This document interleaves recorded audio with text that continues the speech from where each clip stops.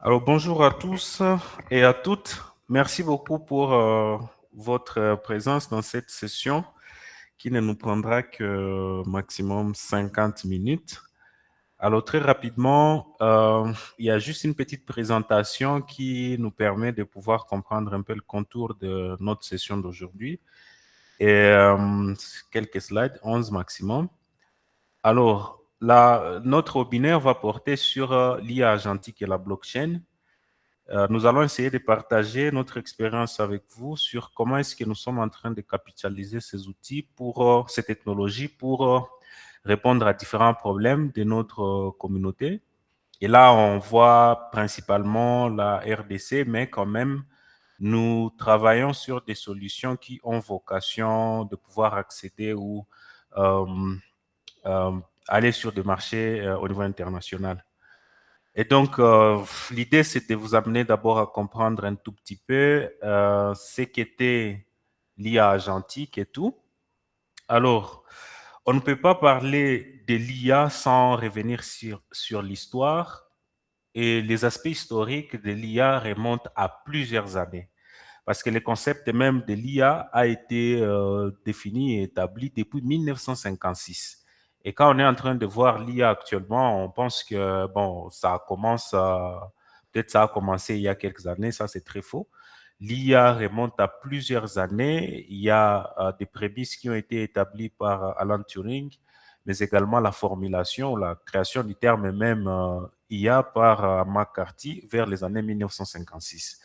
Alors, ça n'a pas eu des avancées significatives. Pourquoi? Parce que il y a eu comme une certaine stagnation qui était due d'abord aux approches d'IA, parce qu'il existe plusieurs approches pour mettre en place les intelligences artificielles, c'est-à-dire des systèmes informatiques qui sont capables de pouvoir mimer la façon dont le cerveau humain fonctionne, ses fonctions cognitives. Et c'est là jusqu'à ce qu'on puisse avoir une approche qui a donné la naissance à tous les booms de l'IA que nous sommes en train de voir aujourd'hui. Et ça part de 2017 par la publication d'un article chez Google où l'article s'est nommé L'attention est sous de tout ce dont vous avez besoin. Cet article a fixé un peu une architecture qu'on appelle des architectures transformers qui permettait à ce que à partir d'un algorithme informatique, on puisse être en mesure de calculer des probabilités sur des phrases et deviner les mots dans une phrase. Par exemple, si je peux donner une phrase, la phrase ici, en moins de 10 ans, l'IA passe des générateurs de texte à exécuter D. Par exemple, et ça, pour deviner ces mots suivants ici, cet algorithme alors permettait de calculer des probabilités de quels seraient alors les mots à ces niveaux. Il y a beaucoup de concepts qui sont derrière alors cela, des concepts de probabilité, des concepts de statistiques. Et si vous voulez en tout cas les explorer, c'est les points de départ. En 2018-2020, c'est là qu'on a commencé même à parler des GPT, parce que les gens pensent que OpenAI, donc l'entreprise qui a créé ChatGPT, serait peut-être à la base des IA que nous connaissons aujourd'hui. Mais non, c'est très faux. C'est Google qui a en tout cas fixé les bases déjà depuis 2017 en termes d'architecture. Et les GPT, ils sont venus juste pour augmenter en quelque sorte la taille. Plus parce que plus on voyait, on augmentait par exemple certaines configurations en termes de paramètres et tout dans les algorithmes. C'est là que l'on pouvait être en mesure de voir des comportements émergents, des capacités de prédiction ou des prédictions de textes ou qui soient des plus précis, qui aient plus de sens dans les phrases qui étaient générées. Et 2022, on a vu ChatGPT. Imaginez de 2022 à 2026, seulement à l'espace de 4 ans, on a eu tout un boom, en tout cas sur chaque 3 mois, chaque 4 mois, le temps juste d'entraînement des modèles d'intelligence artificielle, on voyait des innovations tous les jours. Et c'est là que, par exemple, on part, à partir de 2023, on a eu GPT-4 et Claude, et GPT-4 avait déjà des problèmes d'hallucination, c'est-à-dire, comme c'est conçu pour calculer des successions de mots dans une phrase, Bien sûr, il existe d'autres modèles de diffusion pour la génération des images, mais quand même, quand on conçoit un système juste qui voit l'entrée en termes de phrases et calcule la sortie, que sera un mot, ensuite on va encore réintroduire toute cette phrase pour calculer le mot suivant, on pouvait que tomber sur des hallucinations, parce que ce ne sont que des calculs statistiques et probabilistes. L'essence profonde de la connaissance, par exemple l'œuvre de Shakespeare, ou soit la cohérence dans une phrase, ne peut pas reposer que sur des calculs probabilistes. Voilà pourquoi il y a d'autres opérations maintenant qui ont permis à ce qu'on puisse ramener à l'IA, donc faire en sorte que l'IA puisse avoir de plus en plus de capacités pour saisir la connaissance ou la réalité. C'est là qu'il y a, par exemple, il y a des techniques qu'on appelle des techniques comme RAG, qui ont permis à ce que nous puissions dépasser ces limites structurelles où l'IA, avant de répondre, peut aller puiser dans des ouvrages, dans des livres, avant de pouvoir nous fournir des réponses.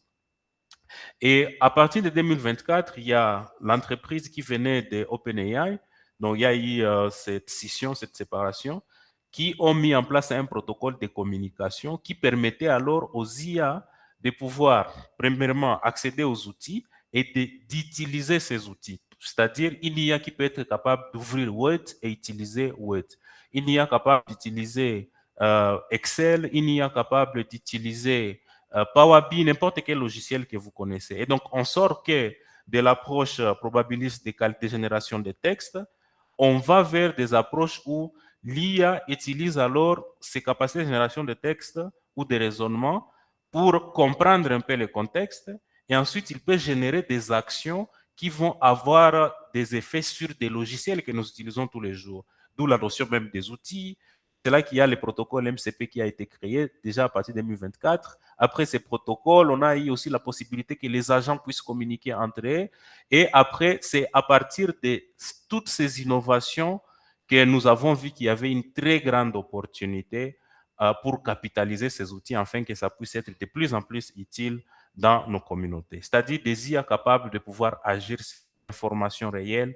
Si vous n'avez pas des gens qui soient assez compétentes dans votre entreprise pour manipuler, par exemple, Excel, pourquoi ne pas mettre à votre disposition un expert IA, là maintenant on va parler des agents, qui soient à mesure de tenir votre comptabilité, qui soient à mesure de tenir vos stocks. C'est là que nous avons alors conçu dans un premier temps, en 2025, l'outil que nous appelons l'outil Wanzo. Après l'outil Wanzo, il y a eu l'outil Tindisa que vous allez découvrir dans les présentations. Alors, très rapidement, l'IA, ce n'est pas aussi que chaque fois on va parler de l'IA, mais ça vient de très loin. On va avoir d'abord, l'IA, c'est l'ensemble, premièrement, de ce qu'on va appeler le machine learning, où on va trouver plus des algorithmes qui peuvent être capables d'apprendre à partir des motifs, faire des prévisions, faire de la classification, faire du scoring. Et donc, l'IA renferme aussi cet ensemble d'algorithmes qui existent et qui sont même utilisés dans des outils que nous utilisons tous les jours. Il y a aussi maintenant dans les sous-ensembles de ces grands ensembles qu'on va appeler l'IA, c'est là qu'on va trouver ce qu'on va appeler les deep learning. Et c'est dans ce deep learning qu'on va trouver alors ce qu'on va appeler les IA génératives que nous utilisons aujourd'hui dans nos téléphones comme Gemini ou ChatGPT. Et à partir de ces IA génératives, c'est là que quand on les associe, la capacité de pouvoir manipuler les outils, la capacité de communiquer avec les outils que nous utilisons, c'est là que l'on va parler alors de l'IA agentique. Alors, c'est-à-dire l'IA agentique, ça consiste à utiliser les LLM, donc des modèles de langage que nous connaissons déjà et que nous utilisons tous les jours, mais leur donner la capacité à percevoir leur environnement, agir en utilisant des outils et pouvoir être en mesure de pouvoir prendre des décisions de manière autonome. Et donc, il y a la dimension des outils, agir sur, en tout cas, des données de manière autonome, la capacité de mémoire, c'est-à-dire stocker même les tâches, stocker leur personnalité, la capacité à pouvoir manipuler des données réelles, ça peut être dans une entreprise qui produit des données sur sa comptabilité, des données sur ses transactions. L'IA peut alors aller puiser dans ces informations. Par exemple, dans Wanzo, on essaie de prendre le journal qui est produit dans chaque vente, dans chaque opération, on injecte pour qu'on puisse encore améliorer les capacités de décision des outils.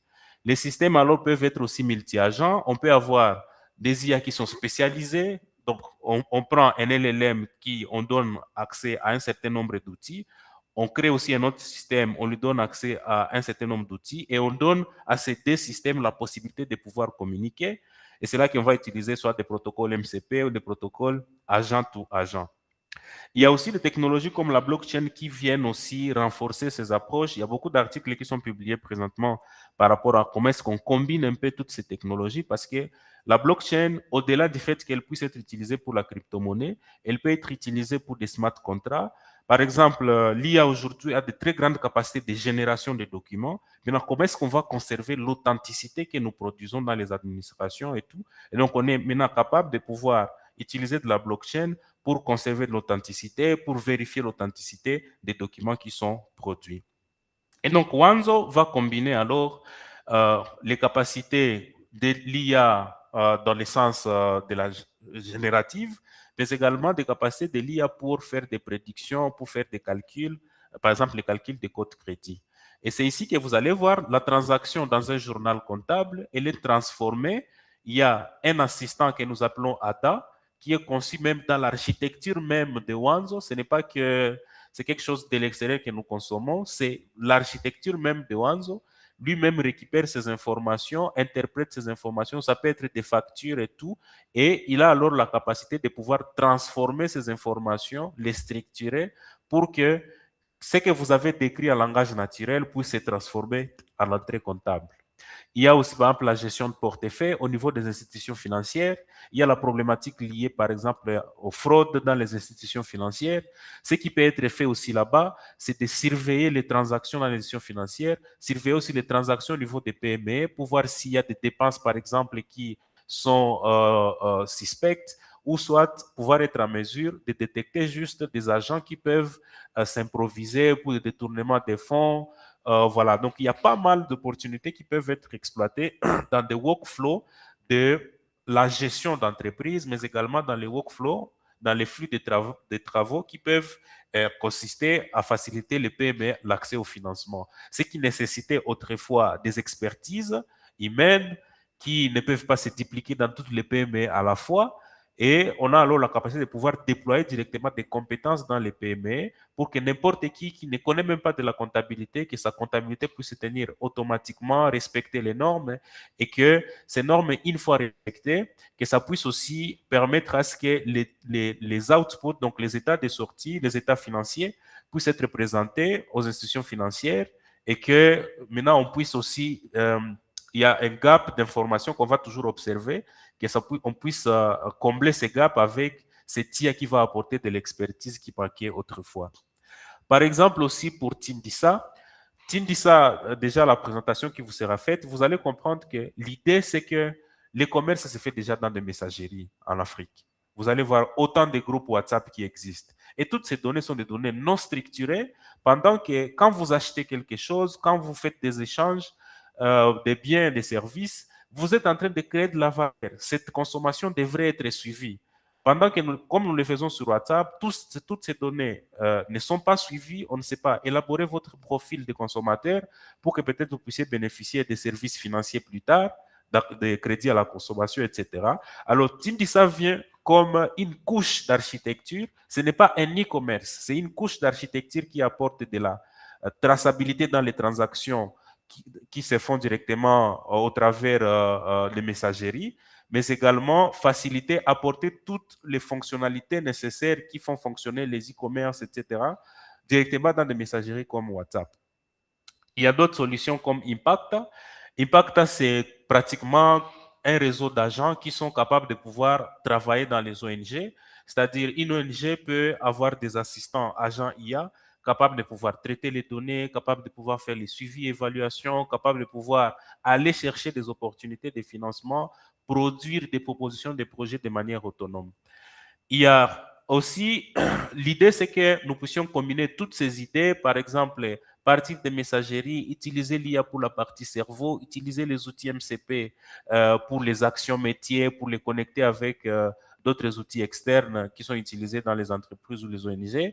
On utilise alors des règles qui sont, par exemple, pour la comptabilité. Notre modèle ne puise pas dans ses compétences pour deviner en quelque sorte les règles de comptabilité. Il y a les plans comptables qui existent, il y a des règles pour passer des écritures. Nous avons créé des bases de compétences où il y a toutes ces règles. Alors, il va d'abord puiser là-bas pour produire ces écritures comptables.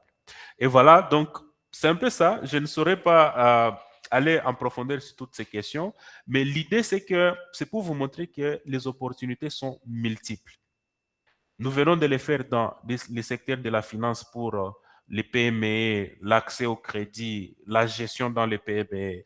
Au niveau des e-commerce ou des restructurations de marché des biens et services via Tindissa, la gestion des ONG, vous allez les voir d'ici là.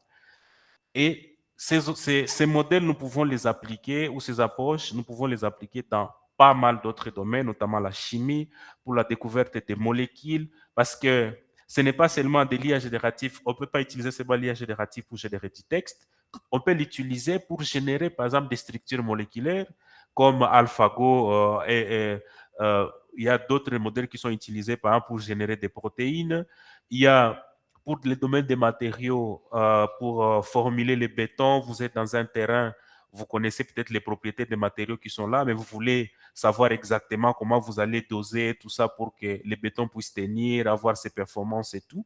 L'IA peut être appliquée à tous ces niveaux et vous pouvez développer des startups qui peuvent apporter cette expertise. Il y a aussi dans le domaine de la maintenance, la surveillance des vibrations des machines ou juste en mettant des sondes sur les machines. On peut suivre le fonctionnement des machines, savoir quelles sont les pièces qui sont en usure, etc. Dans le domaine de la santé, l'agriculture et même la finance, pas seulement de ce que nous venons de vous présenter, au-delà même de ce que nous venons de vous présenter. Et donc, notre conviction est que nous pensons que l'IA, c'est un changement de paradigme. Autrefois, on manquait les expertises en Afrique, on manquait des fois des compétences et même les données. Aujourd'hui, on est capable de générer des données synthétiques. On manquait des compétences ou même des ressources pour créer des solutions de la manière la plus rapide possible.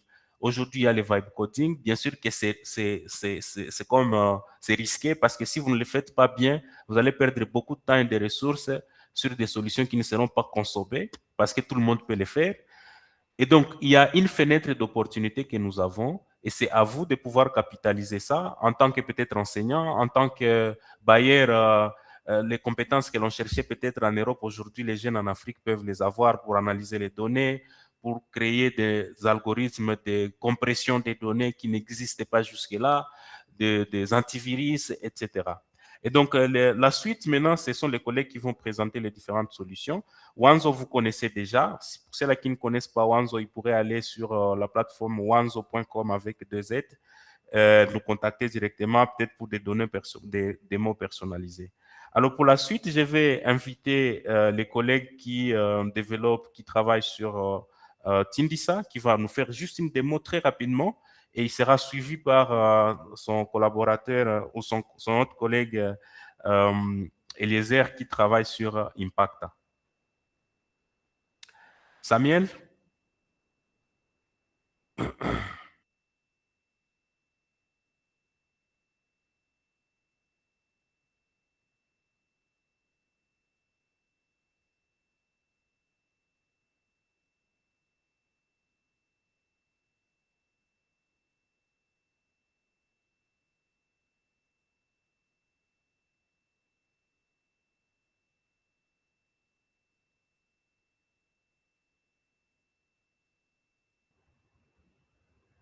On patiente le temps qu'il apprête son environnement de travail.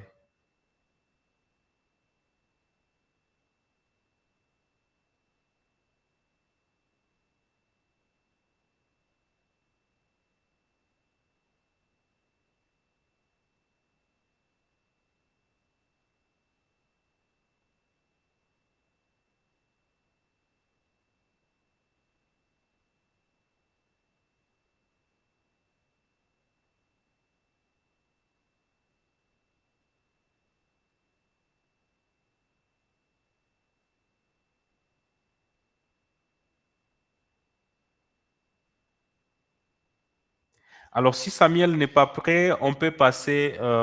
Eliezer peut prendre la relève.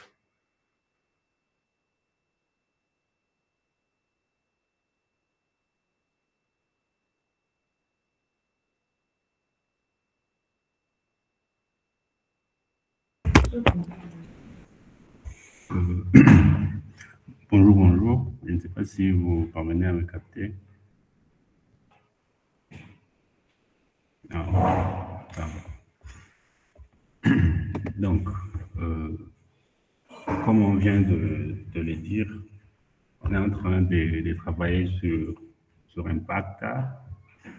Et Impacta, à la base, bon, disons, le projet est né sur un constat qui a été fait par rapport au... Parce que le projet est plus orienté vers le monde humanitaire. Et dans le monde humanitaire, il y a plusieurs défis. Dans le monde humanitaire, il y a plusieurs défis, euh, parmi lesquels il y a par exemple les agents qui sont affectés au terrain. Il y a les agents qui sont affectés au terrain et qui doivent non seulement travailler, disons faire le terrain et remplir leur mission, mais aussi à part ça, euh, il y a toute l'administration qui va avec cette responsabilité. Donc, ça passe par le rapportage, la préparation des termes de référence et tout ça à la longue finit par, disons, finit par absorber les ressources, si on peut les dire. Parce qu'imaginez un agent qui doit faire le terrain et qui doit non seulement faire le terrain, mais aussi faire le rapport. Ça prend du temps, et puis c'est pas que le rapport, il y a aussi la préparation de plusieurs documents, et à la longue, si on combine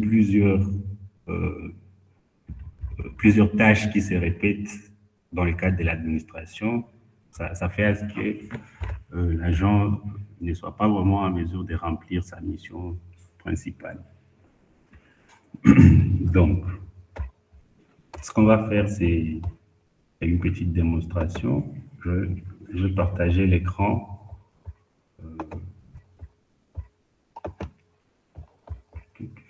Un instant.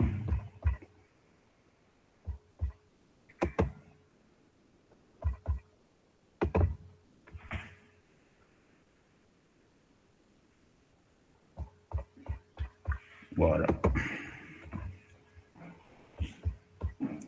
Donc, je suppose que vous voyez l'écran que j'ai partagé.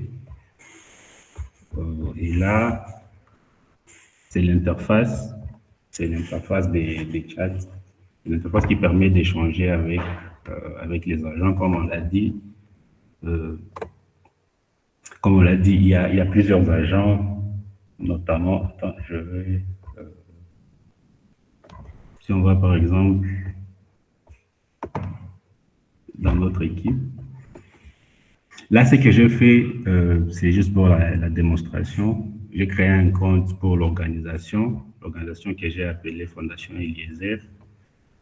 Et dans le compte, disons, dans l'espace de travail, il y a plusieurs agents, notamment Amina, qui peut assister dans l'organisation, l'expert en suivi et évaluation. S'il y a un expert en suivi et évaluation, cet agent IA va assister cette personne. Il y a aussi Ayo, qui est focalisé plus dans disons dans la gestion des données. Et il n'y a pas que ces deux-là, il y a plusieurs autres agents, comme vous pouvez le voir. Et le système est fait, ou disons a été conçu de façon à ce que les gens puissent... OK. Donc le système a été conçu de manière à ce que les gens puissent, disons, parce que là on est dans le monde humanitaire et il y a une bibliothèque qui est là. Et dans le monde humanitaire, il y a des documents qui sont un peu généraux, comme par exemple le manuel Sphère, qui fixe sur le plan international des normes à respecter dans le monde humanitaire. Ça, c'est général, mais il n'y a pas que ça. Il y a par exemple des des rapports d'évaluation qu'on aimerait partager, tout cela est accessible dans la bibliothèque. Mais à part la bibliothèque, il y a aussi l'ADN de l'organisation. Et dans cette section, ce qu'il y a là, c'est si par exemple il y a des modèles de rapportage que l'organisation doit utiliser chaque fois, ça peut être un fichier, disons, weight, ou ça peut être aussi des templates Excel. Et là, il faut juste les charger. Il faut juste faire ça. Vous passez dans le paramètre, vous allez dans ADN et vous choisissez tout ce qu'il y a comme fichier à choisir. Et ça va non seulement aider les agents à mieux travailler, mais c'est plus personnalisé. Là, vous avez non seulement fourni aux agents les modèles qu'ils doivent utiliser pour le rapportage, mais ça vous fait gagner énormément de temps. Donc, en termes de démonstration, ce que j'ai fait, si on prend par exemple ça, c'était... excusez.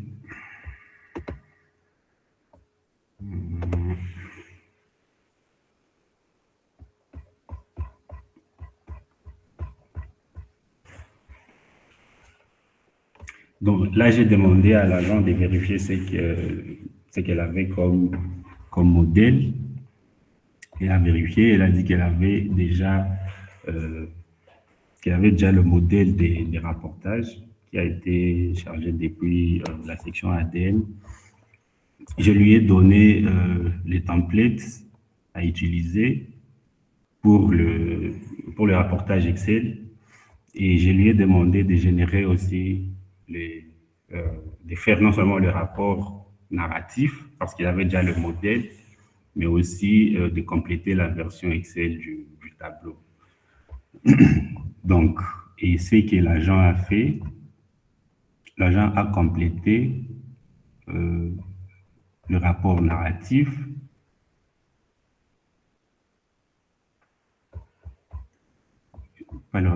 disons, l'agent a complété le fichier Excel et le rapport narratif que je veux ouvrir. Donc là, c'est le rapport narratif qui a été complété, qui a été, qui a été généré sur base des données réelles qui sont sur lesquelles on a travaillé. Et à la longue, nous comptons intégrer des outils externes, par exemple RoboCollect.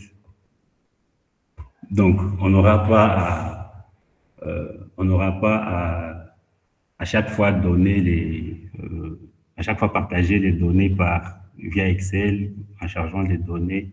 Donc, ce qu'il faudra juste faire, il faudra juste venir dans la section intégration et connecter le compte Scobo de l'organisation dans les systèmes. Et là, l'agent va chaque fois, parce qu'il aura déjà le modèle de rapportage et il aura accès au compte Scobo Collect.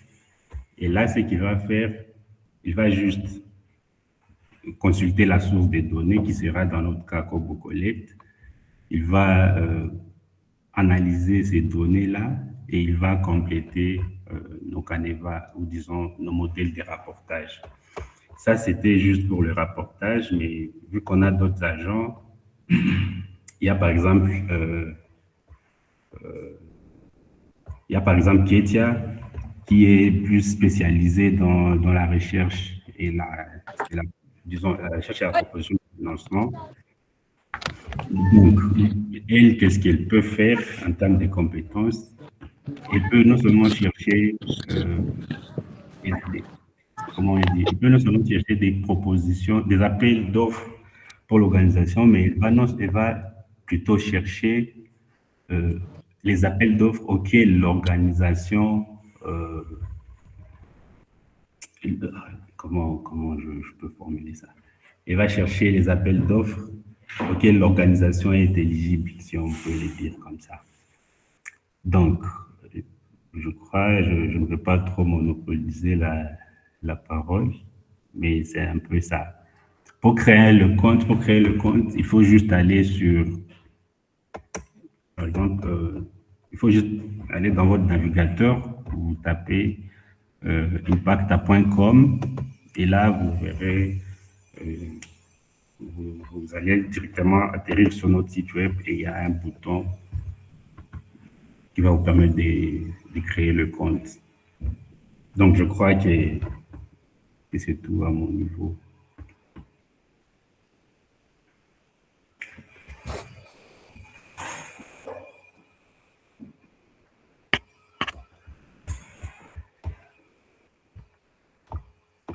Oui, Bon, peut-être pour merci plus. beaucoup pour la présentation. On va passer à l'autre collègue. Alors, je ne sais pas si Eliezer, il y a quelque chose à ajouter pour conclure votre présentation, le temps que Samuel se prépare. Bon, peut-être pour conclure ma présentation, je vais être un peu plus concret. Je vais faire ça. Excusez un instant. Donc, j'arrête le partage.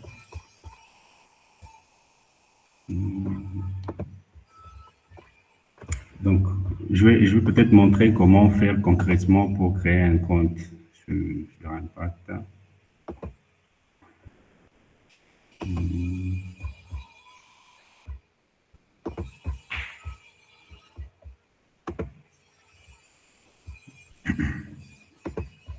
On ne voit pas ton écran. Oui, oui, je suis en train de partager. Donc, à ce niveau, je crois peut-être, je ne sais pas si vous voyez toujours mon écran. Oui, ça va. Oui, donc ce qu'il faut faire, il faut aller dans le navigateur et vous écrivez juste impacta.com. Donc ça se passe comme ça parce que j'avais déjà un compte. Donc, mais si vous écrivez, mais si vous allez sur le navigateur, je vais prendre ça. Si je Vous pouvez fais vous déconnecter. impacta.com, vous allez atterrir sur notre site web. Ça, c'est notre site web. Le site web qui présente le projet, si on peut le dire. Et il y a un bouton qui est juste là en haut, c'est connecté. On ne voit pas votre Dès que vous écran, c'est arrivez sur l'ancien. cette page, ça c'est pas parfait. Attends, je vais faire ça.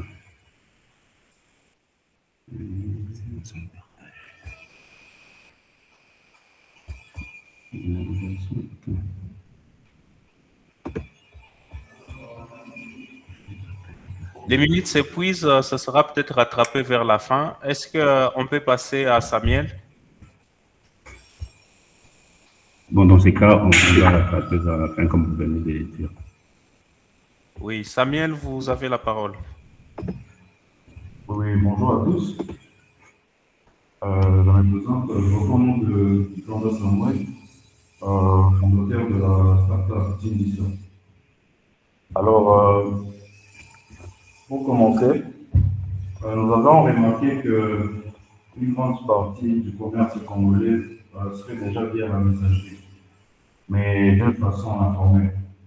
Alors, comme l'a spécifié M. Jacques plus tôt, il y a les groupes WhatsApp où on peut être,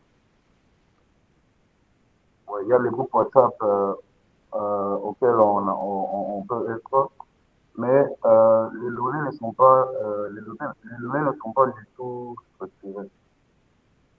Alors, laissez-moi vous partager l'écran un instant.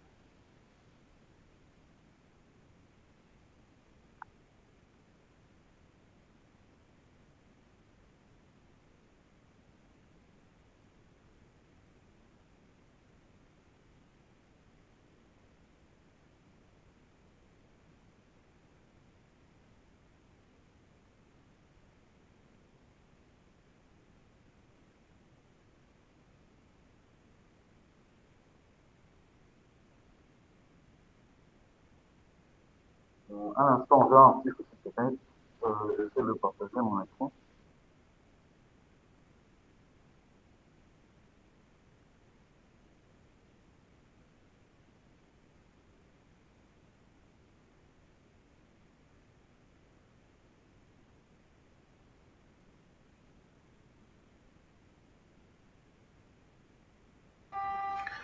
Alors, il semble que Samuel a des soucis techniques.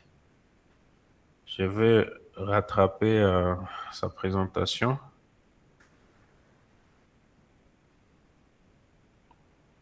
Alors, pour Tindissa, c'est tout à fait simple. Il suffit juste de taper tindissa.com.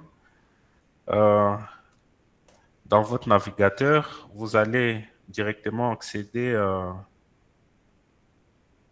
la plateforme sans problème de connexion. Voilà. Alors, la plateforme Tindissa est conçue pour servir d'espace des marchés directement dans votre messagerie.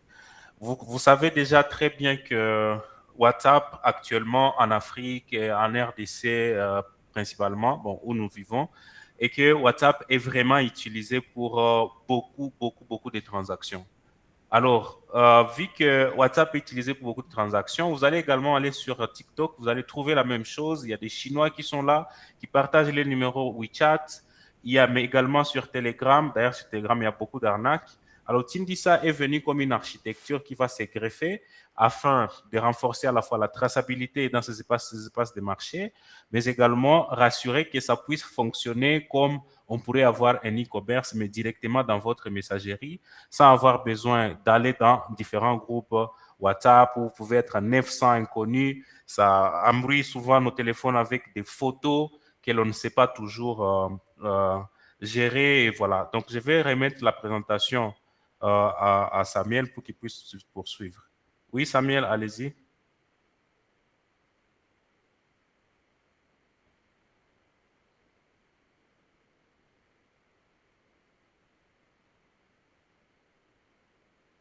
Est-ce que vous voyez mon écran? Alors, je vais poursuivre avec une présentation, comme l'a dit M. Jacques. Euh, on a remarqué qu'une grande partie du commerce, en général, se faisait déjà via la messagerie, mais d'une façon informelle.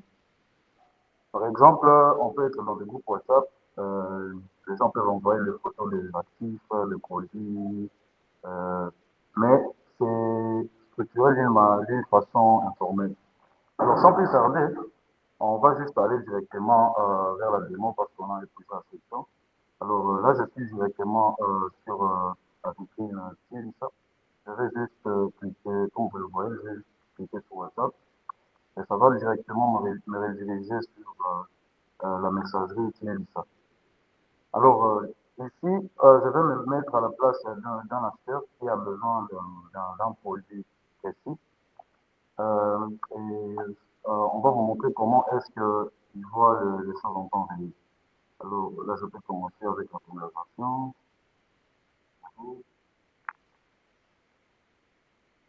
Bien gentil que là en train de répondre.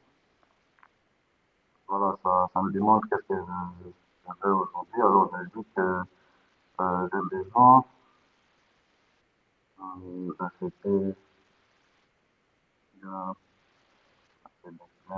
peut-être.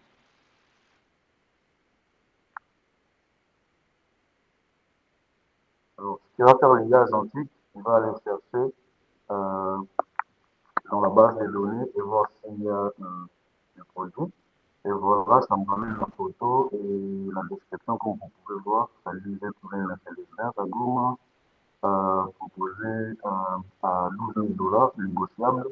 Ça précise la boutique DKB située à Saint-Germain, près de la banque de développement des États du Grand Lac BLG. Alors, ce que je peux faire, je peux commencer avec le marchandage. J'ai dit, j'aimerais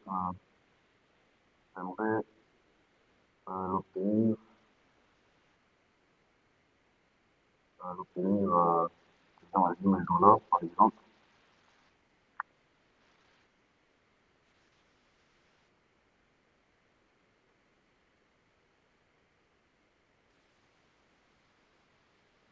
il y a, je suis en train de comparer. Je ne peux pas, il a dit que je n'ai pas pu soumettre l'offre à 10 000 dollars pour un Mercedes-Benz. L'offre semble indisponible. Alors, je vais encore essayer de le dire peut-être à 11 500. Voilà.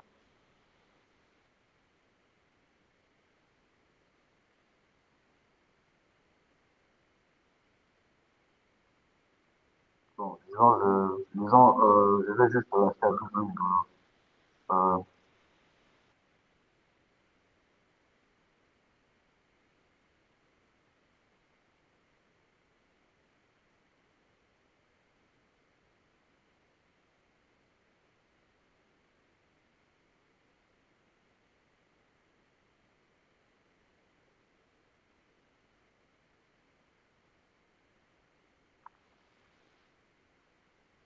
je suis en train de réfléchir. Et ça me dit l'achat de la Mercedes-Benz 2012 à 12 000 dollars a été confirmé avec succès. Félicitations, vous avez gagné 12 000 crédits TIND.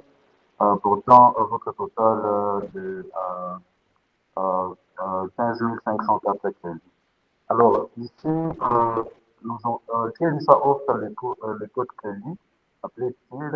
Ces codes crédits peuvent être transformés je dirais en forfait Internet mensuel.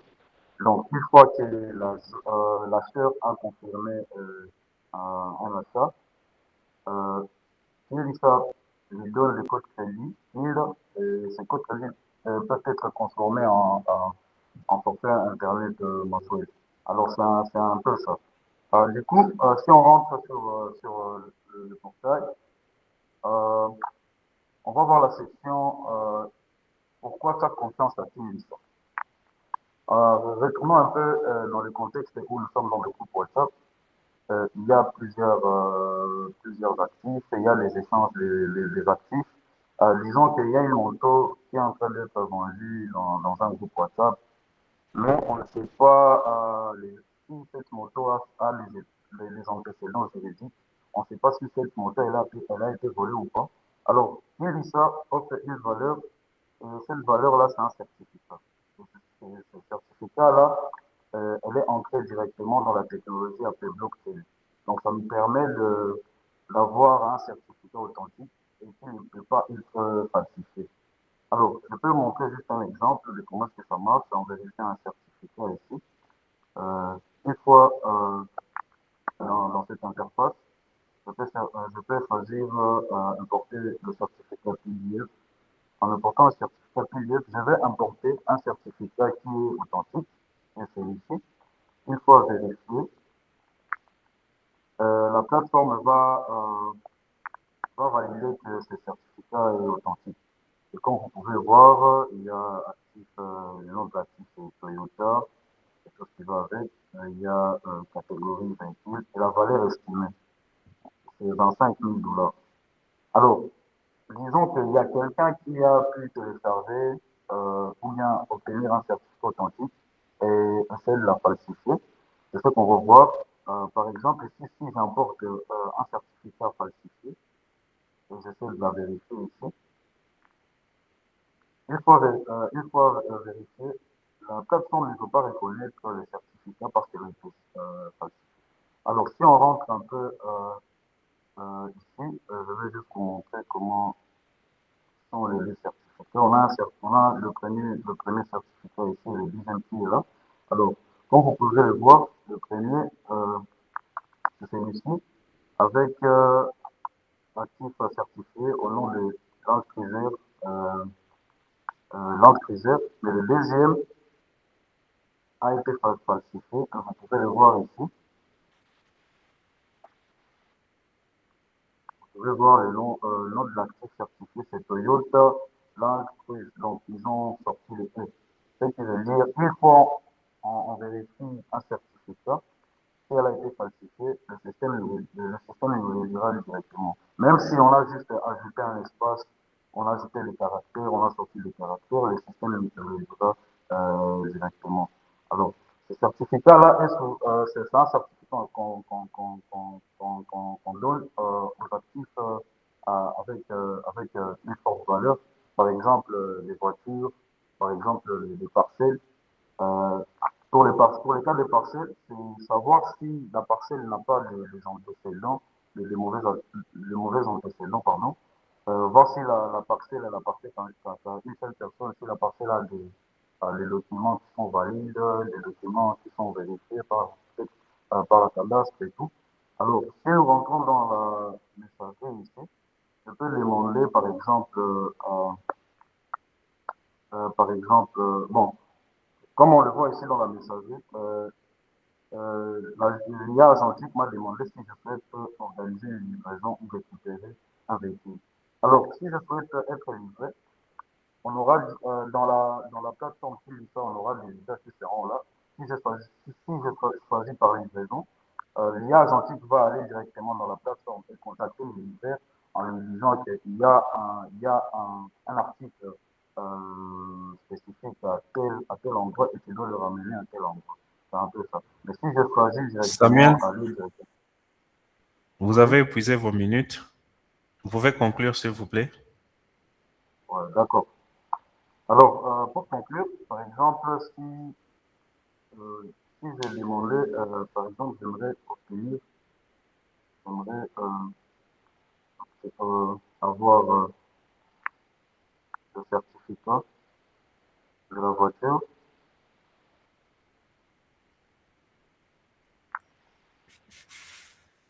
l'IA agentique va me répondre.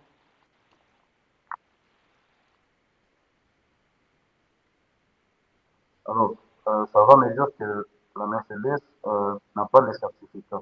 Alors, dans ces cas ici, pour qu'un actif puisse être certifié, on va appliquer une méthode de la due diligence qui consiste à aller sur le terrain avec les équipes juridiques et vérifier si l'actif en question est en bon état, si l'actif n'a pas de mauvais antécédents, si l'actif n'a pas été volé dans ce sens-là. Donc, c'est un peu ça qui est l'histoire en gros. OK, merci beaucoup pour cette présentation. Vous aurez accès à l'enregistrement de cette session. Pour rattraper la présentation de Impacta, je vais essayer de le faire rapidement.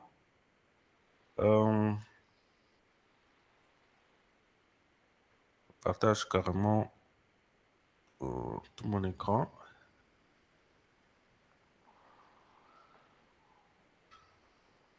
Je vais vous donner un exemple d'une démarche d'analyse que nous avons menée dans Impacta. Alors, tel qu'Eliezer vous a suggéré et présenté les différentes approches d'utilisation, comprenez que c'est à vous de pouvoir innover. La capacité et la particularité d'Impacta, c'est la manipulation des fichiers. Les systèmes n'écrivent pas les fichiers comme on les fait en utilisant d'autres IA, mais l'approche, c'est que c'est l'IA qui écrit directement dans Word que nous avons mis comme outil dans les systèmes. Également, il y a d'autres outils d'analyse comme Google Colab. On a créé notre propre Colab et a été implémenté directement dans les systèmes pour l'analyse des données. Ce qui a permis à ce que, par exemple, le système lui-même a généré d'abord des données synthétiques, c'est-à-dire on a voulu comprendre comment est-ce qu'on peut optimiser une unité de production, par exemple, pilotage des performances d'une unité de production de poulet de chair, et la démarche d'analyse des données, tout ça. Comme on n'a pas de données, les premiers défis des startups en Afrique, comme on n'a pas de données, le système nous a permis d'abord de pouvoir générer des données synthétiques pour fixer nos hypothèses. Et ces données, vous pouvez les voir ici. Donc, c'est lui-même qui a généré ces données. Ce ne sont pas des données genre juste quelques lignes. Hein. C'est des milliers de lignes de data que vous pouvez déjà avoir à votre portée pour peut-être analyser et comprendre exactement comment est-ce que vous allez mettre en place votre programme de vaccination ou comment est-ce que vous allez suivre la consommation des ressources dans votre unité d'élevage, comme on a dit, même pour les secteurs agricoles. On peut voir ces types de fichiers qui sont générés. Ce sont des fichiers Excel bien structurés et avec beaucoup de données de simulation. Une fois que vous avez les données, alors il y a l'espace d'analyse qui se présente là. Donc, en lui donnant même des instructions, il faut lui dire, tu commences par générer les données, ou soit utilise mes données qui se trouvent dans tel fichier. Lui-même va commencer alors à monter tout le process d'analyse. Une fois qu'il aura fini, vous pouvez lui dire, je veux que tu puisses produire alors un fichier dans un langage LaTeX. Tu rédiges tous les rapports, que ça ait par exemple un format de rapportage dans les ONG ou soit d'un article scientifique. Une fois finalisé, c'est là que vous aurez ce type de rapport. Et lui-même va prendre les graphiques qui sont générés, non pas générés, qui sont produits par les modèles d'analyse ici. Il va alors mettre des graphiques, bien les commenter. Imaginez tous les articles scientifiques, les rapports d'enquête et tout. Donc, c'est désormais possible de pouvoir les faire. Et si vous voyez très bien, ce n'est pas du markdown et tout. C'est une mise en forme professionnelle. C'est vrai qu'il y a encore quelques couacs à régler maintenant en discutant avec les agents parce que c'est eux qui vont écrire dans les outils de rédaction. Voilà. Alors, Eliezer, vous avez 2 minutes. Je vous remets la parole et c'est vous qui allez conclure cette session.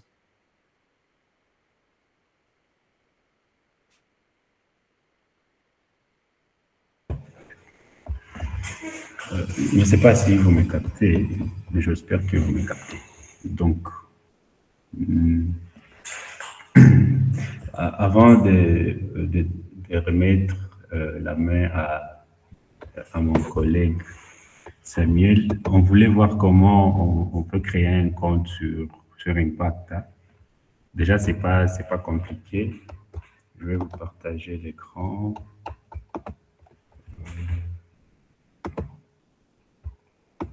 Un instant. Donc,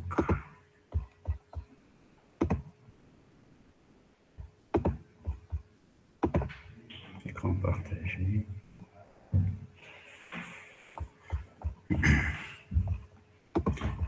Donc, ce qu'il faut faire,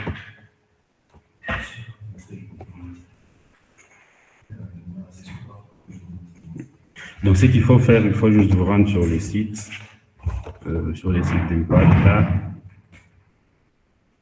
Et là, pour consulter les sites, il faut juste aller dans votre navigateur et taper impacta.com. Le domaine est là, impacta.com. Et dès que vous êtes sur le site, vous verrez un bouton. Il y en a 2. Il y en a plusieurs d'ailleurs. Il y a c'est connecté, il y a essayer gratuitement. Le même bouton est là. Vous cliquez dessus et là, vous renseignez quelques informations par rapport à votre organisation. Le nom, vous précisez disons, votre zone d'intervention ou disons le pays dans lequel vous travaillez. Et là, le nom et le courriel, ou disons l'adresse mail. Et dès que vous avez renseigné ces informations, vous cliquez sur « Créer mon espace de travail ». Et là, vous recevrez un mail de confirmation qui va vous rediriger vers l'espace de travail, l'espace où on a fait la démonstration de mon côté et puis, disons, de mon côté, et Jacques aussi a utilisé. Ça, c'était son espace de travail parce qu'il y a donc plus, disons, chaque compte a son espace de travail. Donc, ça sera juste ça de mon côté. Pour conclure, c'était juste ça. Pour créer un compte sur Impact, il faut vous rendre sur le site web et cliquer sur essayer gratuitement. Donc, c'est tout de mon côté. Merci. Ok, merci beaucoup. Malheureusement, vous ne chutez pas comme je l'attendais. Merci beaucoup pour votre participation. N'hésitez pas à pouvoir présenter ces outils à vos collègues, vos proches et tout. N'hésitez pas à monter sur la colline San Diego pour venir vous entretenir avec nous par rapport aux idées que vous avez. Parce que nous pensons qu'il faut nous redonner d'autres qualificatifs. Nous ne sommes pas des victimes de la guerre. Nous sommes des innovateurs de Goma et nous devons renforcer, continuer toujours à apporter ces solutions qui ont caractérisé l'Est de la RDC. Alors, il y a une session de formation, notre deuxième cohorte, nous allons lancer d'ici là. Si vous serez peut-être intéressé, vous pouvez monter sur la colline toujours et venir vous informer, ou soit nous contacter directement via des groupes WhatsApp, ou soit via nos numéros WhatsApp, n'hésitez pas. Si vous avez des propositions, peut-être pour travailler avec Impacta sur un certain nombre d'organisations que vous connaissez, ou vous voulez l'utiliser dans votre domaine d'expertise, vous voulez avoir, on n'a pas parlé de la certification des orchestrateurs. Si vous êtes médecin, si vous êtes humanitaire, comprenez que l'IA ne va pas vous remplacer, mais l'IA va remplacer ceux-là qui ne sauront pas les capitaliser ou la capitaliser. Mais également, l'IA va aussi faire des mutations dans les compétences. Ce que nous pensions peut-être être important va migrer. Ça va être plus de compétences relationnelles, des compétences d'interprétation des résultats que l'IA nous produit. Et donc, cela nécessite aussi d'autres niveaux de certification de compétences. Et peut-être cela peut encore renforcer votre employabilité si vous êtes jeune data analyst, si vous êtes même jeune développeur ou soit gestionnaire de projet, etc. Voilà, merci beaucoup et bonne suite des temps chez vous et à nous revoir. Merci beaucoup.